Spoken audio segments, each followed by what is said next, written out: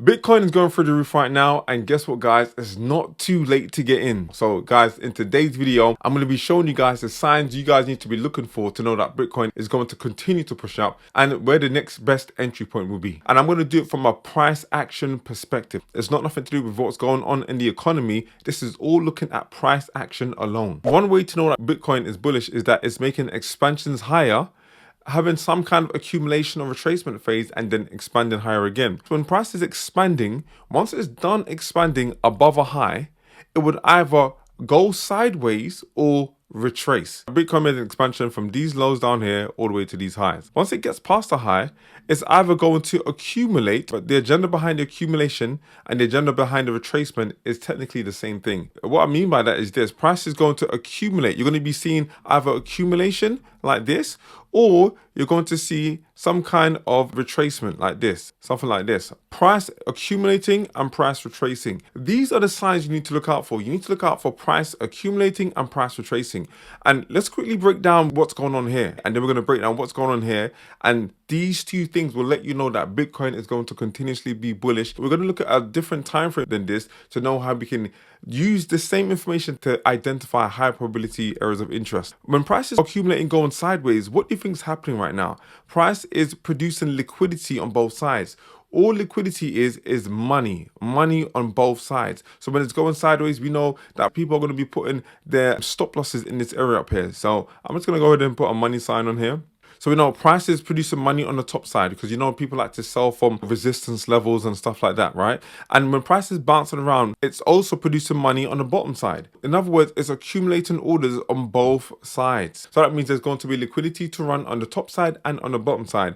And another word for that liquidity is buy stops. In other words, buy stop orders. Here, there's buy stop orders on top and there's sell stop orders on the bottom. So it's accumulating buy stops and sell stops above the accumulation and beneath the accumulation. Eventually, we come down, we run out the liquidity. So in other words, we take the money by stopping folks out on this side, and then we run above to take the top side, the buy stop liquidity up here. Both liquidities are taken. The agenda behind accumulation or consolidation or a ranging market is to generate liquidity on both sides to then take both of them. And as you guys can see, look, we keep on manipulating the lows. We create a low, we take out the low.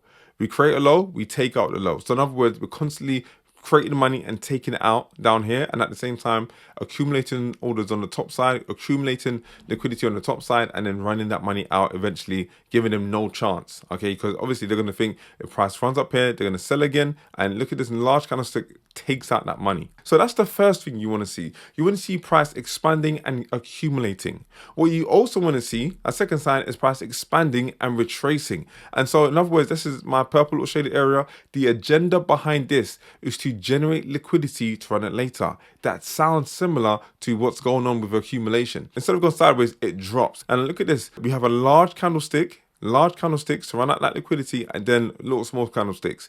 This one is smaller candlesticks again, but this time dropping. So what's happening here? Price is producing liquidity above every single one of these candlesticks highs. It does not run it yet. It takes out the liquidity beneath lows, runs into an area of interest. So in this case, it's a monthly fair value gap. So between this candlestick's wick high and that one's low, lots of inefficiency. This is uneven trading. So Bitcoin drops back into the range, monthly time frame.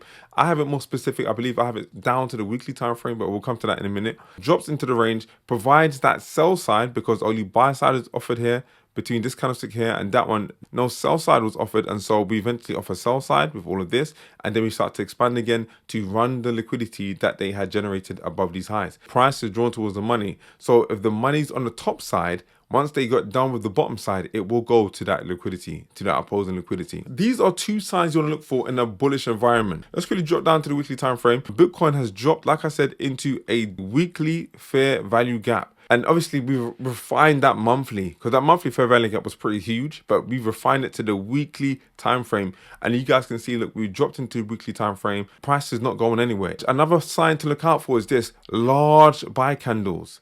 Lots of smaller candlesticks, then another large candlesticks. And we're not talking about engulfing candles, but just talking about in which direction do you see the large moves happening. So you can see large moves. We didn't choose from this low to the high, but let's just take it for like this. Large move here. That's one large move. another large move here. And now we're getting another large move here. Look at all the larger candles, all the large plays are happening in the upward direction. That's how you know Bitcoin is bullish and it's going to continuously be bullish. Let's take it down to the daily time frame now. You're seeing large plays in one direction. Let's go ahead and change the color this time. You're seeing a large play. So that means on the daily time frame, it's not over yet, guys.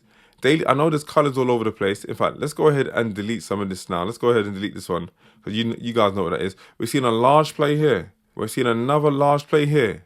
And then we're seeing another large play here.